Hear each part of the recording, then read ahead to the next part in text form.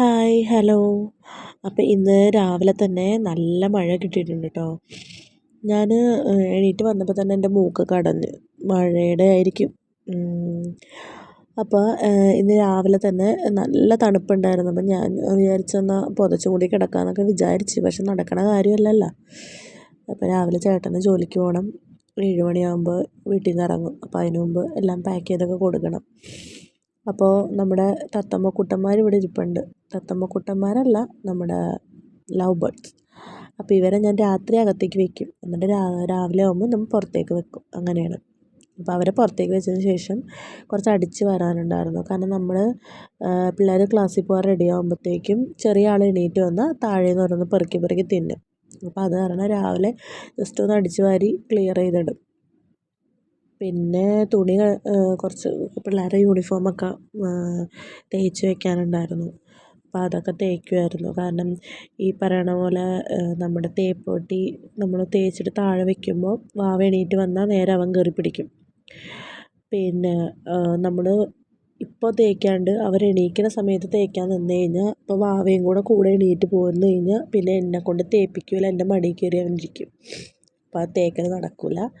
അപ്പോൾ അത് കാരണം ഞാൻ മുൻകൂട്ടി തേച്ച് വെക്കുന്നത്. അപ്പം വാവ എണീറ്റാലും അവർ തന്നെ ഡ്രസ്സ് മാറിക്കോളുമല്ലോ. അപ്പോൾ അത് കാരണം അങ്ങനെ ചെയ്ത് വെക്കും.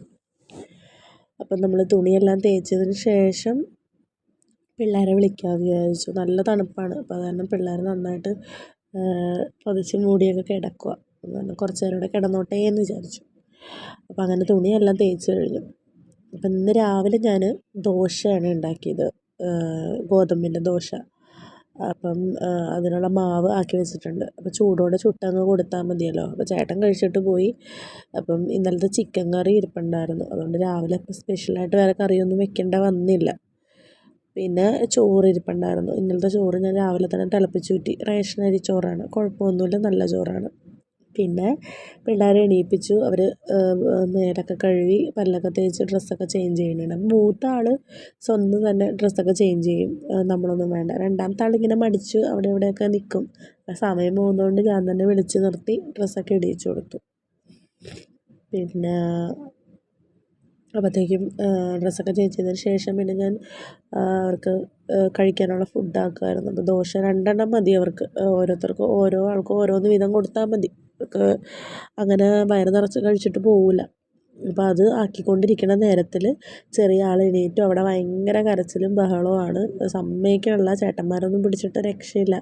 അപ്പം ഞാൻ എടുക്കാൻ വേണ്ടിയിട്ടാണ്, രാവിലെ എണീറ്റ് വന്നതിൻ്റെ ആ ഒരു ചീറാപ്പാണ്. അപ്പം അത് എടുക്കാൻ വേണ്ടിയിട്ട് അപ്പം ഞാൻ വേഗം ചുട്ടങ്ങ് എടുത്ത് കഴിഞ്ഞ് കഴിഞ്ഞാൽ പിന്നെ ആ ഒരു പരിപാടി, പിന്നെ അല്ലെങ്കിൽ ഗ്യാസിൻ്റെ അടുത്ത് കൊച്ചിനെ കൊണ്ടുവന്ന് നിർത്തി ഭയങ്കര ബുദ്ധിമുട്ടായിരിക്കും. അപ്പം ഞാനത് കാരണം കരയണുണ്ടെങ്കിൽ പോലും സ്പീഡിലങ്ങ് ആക്കുവാണ്. അപ്പം ഇത് കഴിഞ്ഞിട്ട് പിള്ളേർക്ക് കഴിക്കാൻ കൊടുക്കണം. അപ്പോൾ അതിൻ്റെ കൂട്ടത്തിൽ തന്നെ കുഞ്ഞു വാവ ഇരിക്കുമ്പോൾ അവനും കുറച്ച് വാരി കൊടുക്കും. ചേട്ടന്മാർ കഴിക്കുമ്പോൾ വാവയും കഴിക്കും.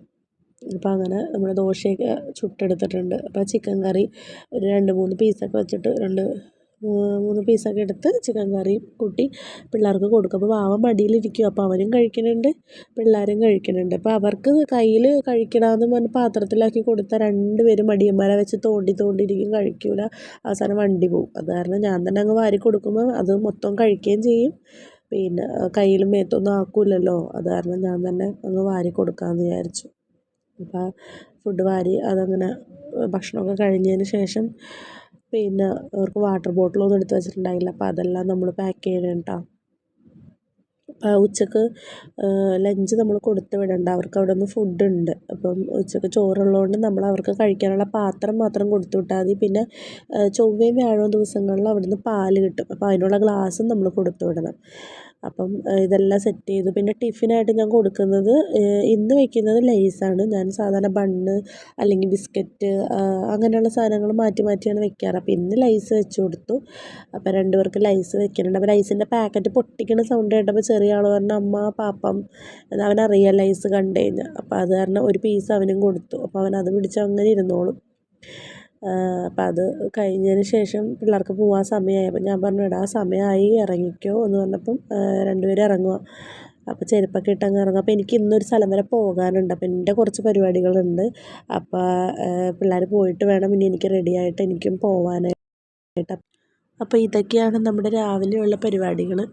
അപ്പോൾ വീഡിയോ എല്ലാവർക്കും ഇഷ്ടമായെന്ന് വിചാരിക്കുന്നു. സപ്പോർട്ട് ചെയ്യണേ.